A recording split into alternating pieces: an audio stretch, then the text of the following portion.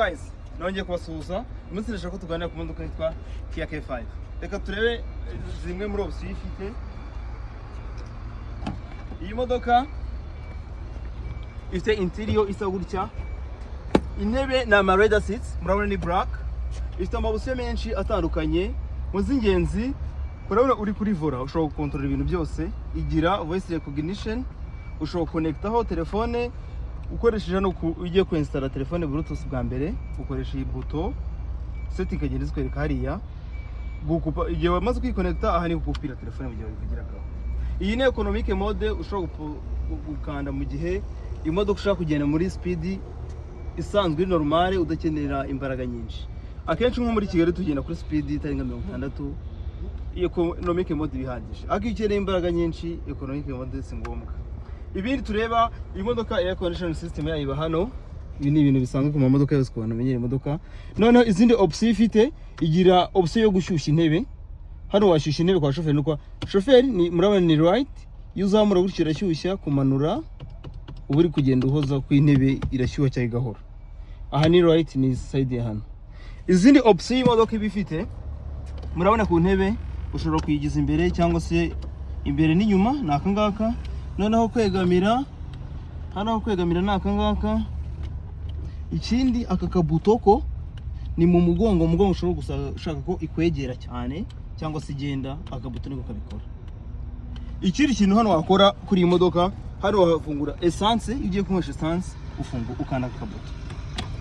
Noneho butu wayifungurira hano. Ntawe nyifungura hano, ndashaka kubereka kandi hano ushobora gufungura butu mu gihe iyi modoka. Izi modoka nama hybrid. Iyi modoka hari igihe ushobora gusanga nka kontake itari gukora, nk'ibuye ryashize muri kontake uzigira kontake. Ikindi iyi modoka igira bateri isanzwe iba muri buto. Bateri isanzwe iri muri buto iramutse yashizemo umuriro, imodoka ntabwo yaka. Ikintu ukora rero kugihe ngo imodoka yake ni ukugomba kujya kuri bateri kugira ngo boosting uzishyiraho booster cyangwa se uhindure indi bateri nshyashya. Ndashaka kubereka ukuntu ufungura buto mu gihe iyi buto ntabwo yakora mu gihe bateri iri inyuma itari gukora. Hano rero bateganyije ahantu wakora kugira ngo ufungure buto. Hano hari akantu, aka kantu iyo ukazamuye cyane gutya ubu buto yafungutse. Tugende turebe. Kani kangandi essence nafunguye, buto yafungutse. Iyi modoka buto imaze gufunguka rero ubasha kugera kuri buri kimwe. Twabivuze mu gihe bateri yashizemo umuriro, nko gufungura akantu ka essence hano karahaba.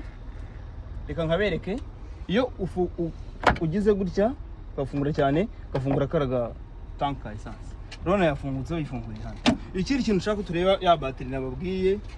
Iyi bateri isanzwe, iyi bateri nibikora kugira ngo amatara yake y'imodoka, radio ikore, kandi imodoka yose kugira ngo yake bigomba gufite bateri nzima. Iyi bateri yashizemo umuriro ntabwo imodoka yakwaka.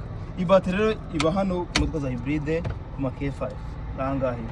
Ibindi bibamo hano muri iyi modoka, izi ni bateri za hybrid system zibamo hano, ziba zibereyemo hano, nizo zituma imodoka igendera kuri system y'amashanyarazi mu gihe ya shifting avuye kuri essence yagiye kuri iyi modoka, yagiye kuri system. Murakoze cyane. Iyi ni imodoka ya K5.